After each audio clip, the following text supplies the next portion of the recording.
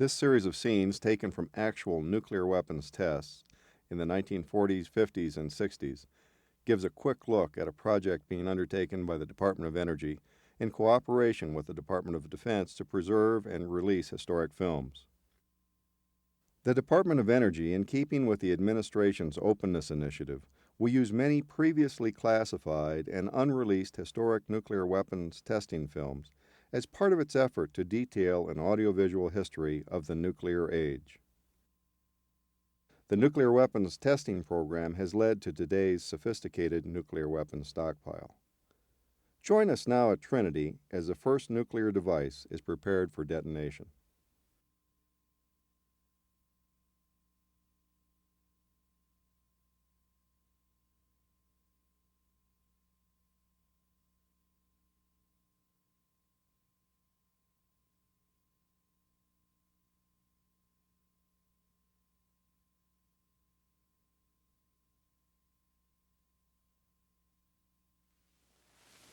Anchored in the sheltered waters of the Bikini Lagoon below is an array of almost every type of naval vessel used in the past war.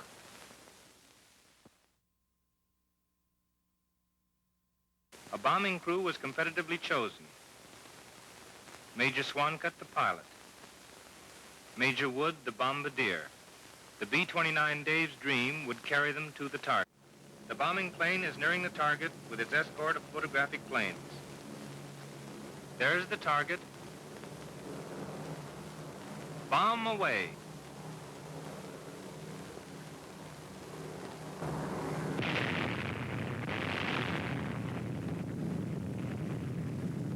There it goes.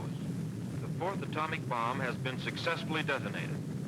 First you see a blinding flash.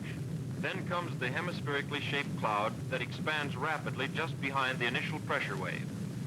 After the smoke clears, the characteristic mushroom cloud begins to form and shoot skyward.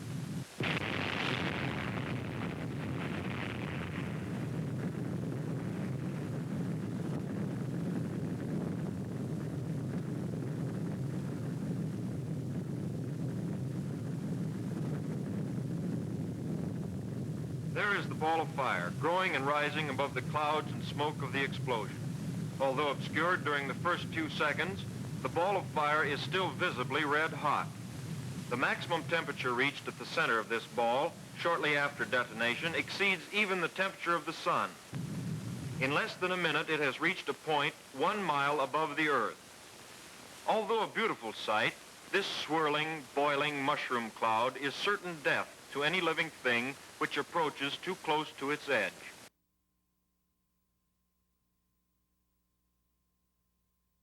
On Bikini Island, over 3 miles from the point of burst.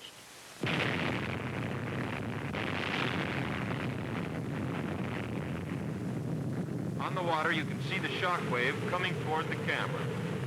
Watch those palm trees in the foreground.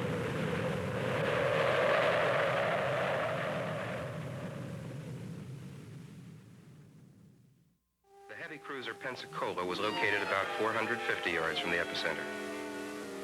This ship sustained serious superstructure wreckage. Both stacks were a total wreck, and numerous other topside structures were badly damaged.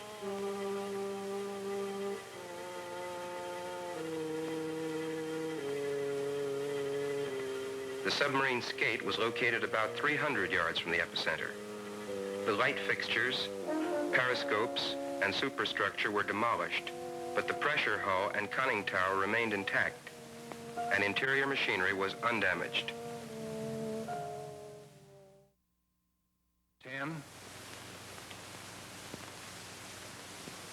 5, 4, 3, 2, 1, fire.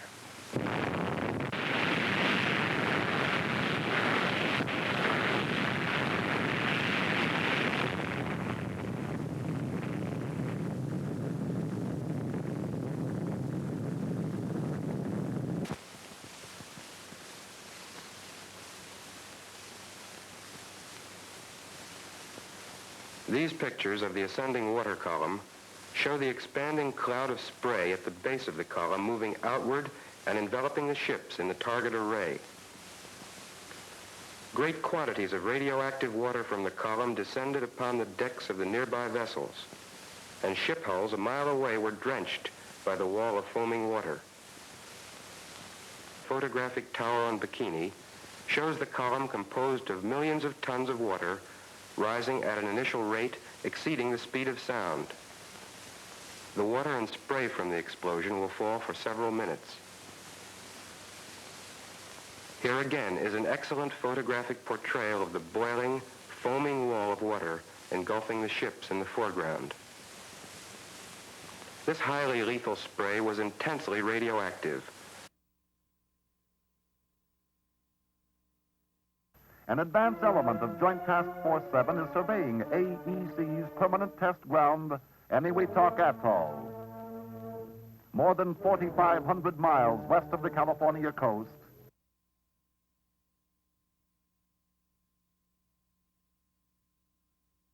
with test time only moments away, final time signals are called by Colonel Preuss. Split seconds separate us from the detonation.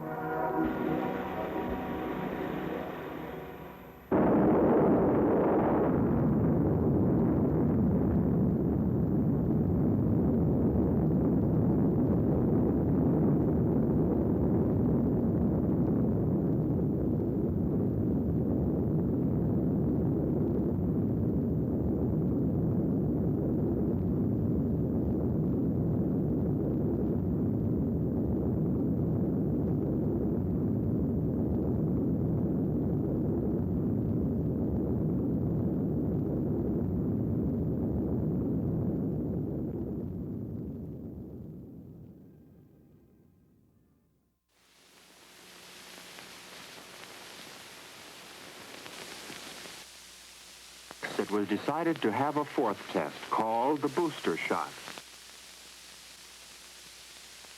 and was detonated on a 200-foot tower. Booster was then ready for detonation. Now for a look at the booster shot.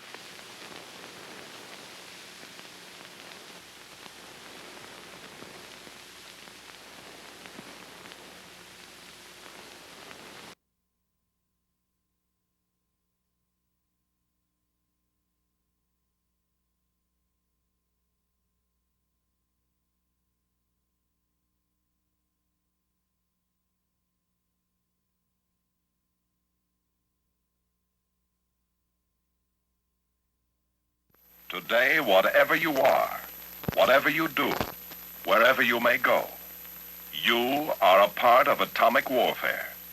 It involves you, personally, in laboratories and in the field, in little-known places and ways.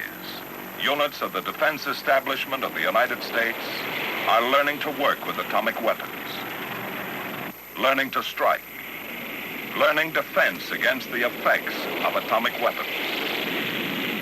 Blast, heat, light, radiation. Military units work continuously with the laboratories of the Atomic Energy Commission and their new weapon ideas.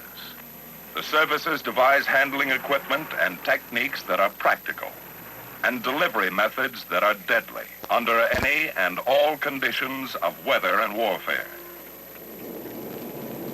13 minutes from now, this airplane is going to drop an atomic bomb on your country. You will see it happen. Fall 1950. A fierce international war rips through a small country on the North Yellow Sea called Korea. Russia has successfully detonated an atomic bomb. Now the Alamogordo of the Ural Valley is a fact. Now more than ever before, the balance of international power rests with atomic energy, with weapons moving steadily from assembly line to stockpile, moving to hidden subterranean vaults, to be stored, ready and waiting. But stockpiling alone in this day and year is not enough. We need to develop and produce a greater number and variety, and possibly even more powerful atomic weapons. Weapons tailored for specialized uses and targets. The biography of every atomic cloud is essentially the same. The intense heat and violence of the fireball as it sears the sky causes the spectacular and colorful rust-like condition in the air around it. As the fireball cools, an enormous vacuum and afterwind is created, causing the desert floor to rise up into the cloud itself to form the characteristic mushroom stem. The cooling also sets up a rapid condensation in the air around the fireball that sometimes produces layers of ice crystals, literally an ice cap. Knowledge gained on previous nuclear weapons tests has produced the theory that once the cloud has formed and stabilized in the sky, the vitally significant fission products in so-called unburned fission fragments don't distribute themselves evenly, but tend to collect in very large, invisible pockets, hot pockets, or cells inside the cloud. The particles that are suspended in these nebulous cells indicate many things that happen inside the bomb, as well as the efficiency of the fission reaction. So attempting to locate the cells and collect samples from them is a mission of the highest priority.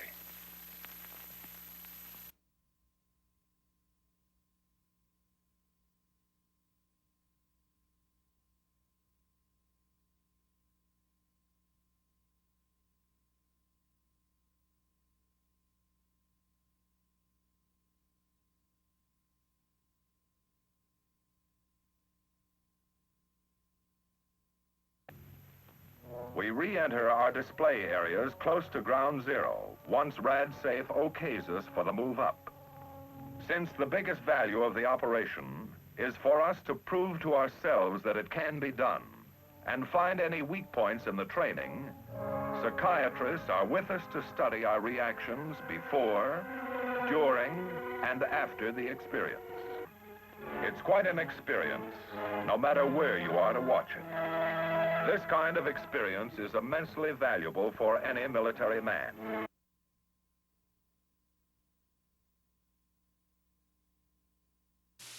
Participation in Cactus supplied low-yield coral soil data for comparison with results obtained in Nevada soil from shots of similar yield. COA provided high-yield data for comparison with the low-yield cactus data obtained in similar soil. Successful measurement of neutron flux and spectra were made for a number of ranges. In the structural effects studies on the B-52, sufficient data were collected to substantiate a correlation between measured and analytical responses. This will establish a workable and reliable side-load computation procedure. Yucca, the first of the 3 high-altitude shots, was prepared and launched from the flight deck of the aircraft carrier USS Boxer. At 1125 hours on 28 April, when the Yucca balloon was released, the USS Boxer was operating about 90 nautical miles northeast of Nan Island, Bikini Atoll, maintaining a deck wind velocity of near zero. 2.5 hours later, 1440 hours, at an approximate altitude of 85,000 feet, Yucca was detonated by radio command signal. Failure of the telemeter command transmitter to activate the canister instruments prior to burst time resulted in almost complete loss of data from the balloon dragline equipment. The aircraft-mounted instrumentation provided excellent data. The Teak and Orange missile shots were fired from Johnston Island, about 720 nautical miles southwest of Honolulu. Each device was sent aloft by an Army Redstone missile. Attached to each missile were 4 pods, released during the acceleration phase of the Redstone. 3 of the pods contained telemeter-equipped instrumentation for the nuclear program. The 4th pod, programmed to be closest to the detonation, was utilized primarily for studying the vulnerability of ICBM structural materials.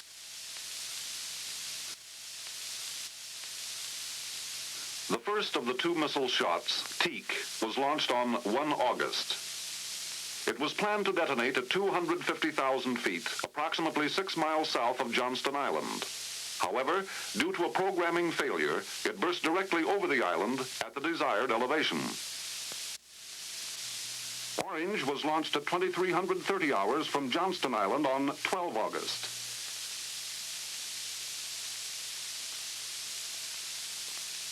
was detonated at an altitude of 141,000 feet, approximately 26 miles south of the island.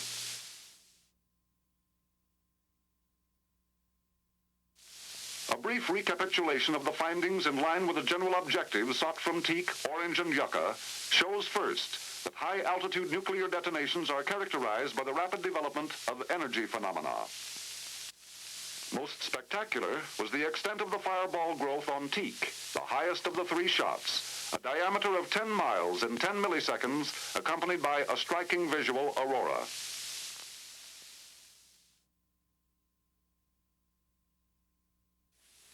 Ethan Allen submerged to firing depth.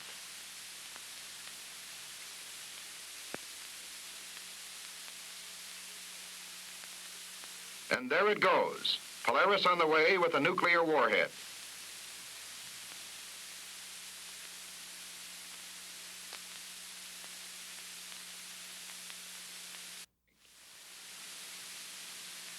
Right on the second, the missile detonated at the intended altitude at the target point.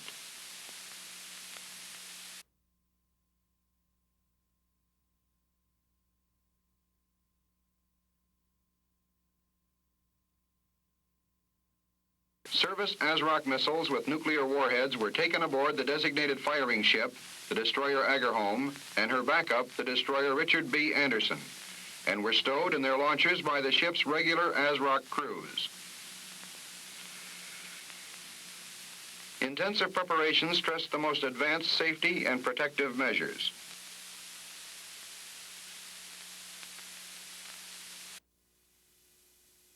All was in place and ready. Aboard Agerholm, the ASROC launcher lined up on target. The rocket-propelled ASROC headed toward target. In the foreground is the firing ship. 27 seconds later, the warhead splash penetrated to its set depth. At this point, the service fuse completed the firing cycle and the burst exploded skyward.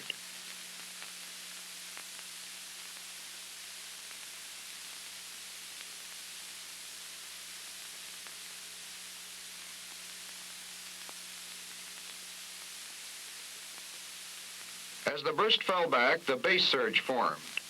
A heavily radioactive cloud of spray and mist which spread to nearly 1 mile in radius. A few seconds later, the detonation bubble collapsed. This caused a new plume to be thrust upward through the primary cloud.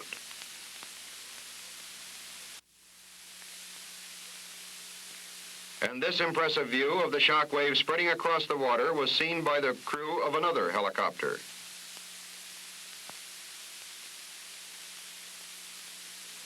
Beneath the sea, the crew of Razorback experienced the effects of the shock wave in a strong shaking that lasted for 45 seconds.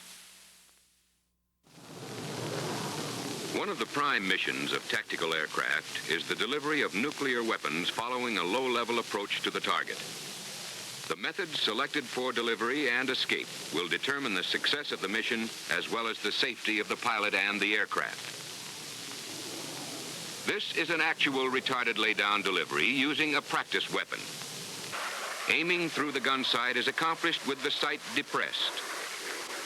When the pipper crosses the target, the weapon is pickled manually.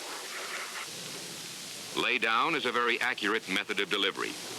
Just before the weapon is to detonate, the airplane is pulled into a 15-degree climb with the tail toward the blast. With the thermal shield closed, this attitude provides maximum protection from weapon effects. The weapons are being loaded aboard the aircraft. In this case, both weapons are B-43s.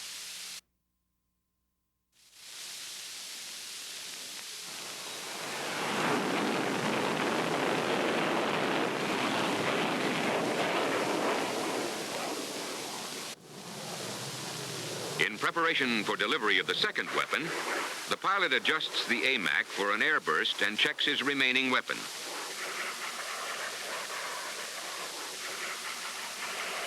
He also selects loft on the CP-741.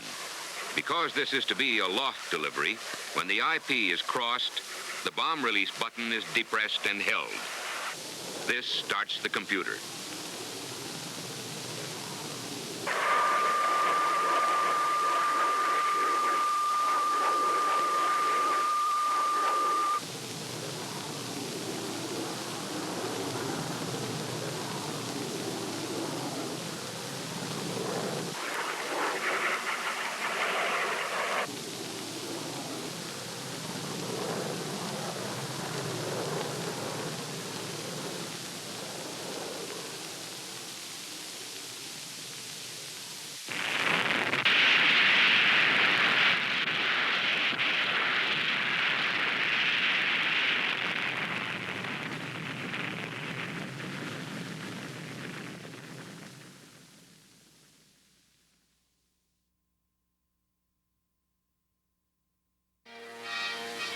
Johnston Island portion of the 1962 Dominic test series conducted by Joint Task Force 8 included two types of tests. One involved a number of high-altitude nuclear detonations carried aloft by various missiles launched from the island, and the other was a group of 5 airdrops over the ocean clear of the island, but within the Johnston Island danger area. The first of the Johnston Island high-altitude firings was bluegill. Ignition of the propulsion system appeared normal. And liftoff was as programmed.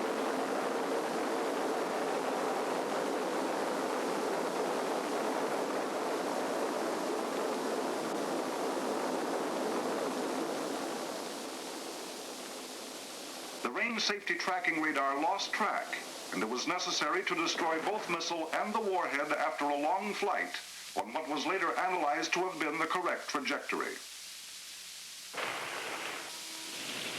The next attempted high-altitude shot was Starfish on the 19th of June. It, too, was unsuccessful. On the 8th of July, Starfish Prime, the second try at Starfish, was launched and was entirely successful. The warhead detonated at an altitude of 400 kilometers, 31 kilometers south of Johnston Island. On 25 July, the Thor vehicle for Bluegill Prime had a one-of-a-kind casualty, diagnosed as a sticking fuel valve, which caused a fire at motor ignition. Both missile and warhead burned on the launching pad.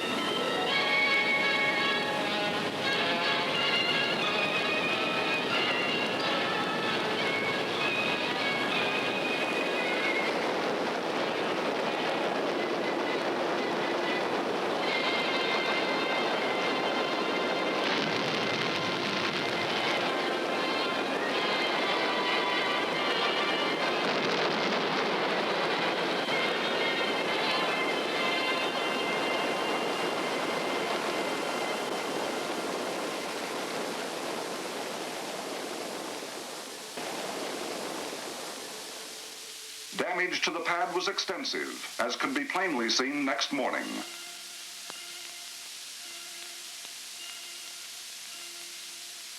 Less visible, but more dangerous, was the long-life radioactive contamination of the pad area from the warhead.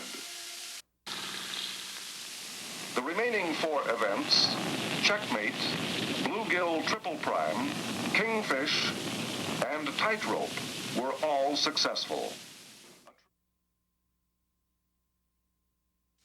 In flight, the pilot will select an arm position. At release, a pulse of current is transferred from the aircraft to ignite the pulse thermal batteries. The parachute is deployed. With over 6,500 aging classified nuclear weapons development films located on Kirtland Air Force Base, Albuquerque, New Mexico, and a smaller number at Albuquerque's Pantex plant near Amarillo, this joint Department of Defense and Department of Energy effort will preserve and allow appropriate release of this valuable historic information.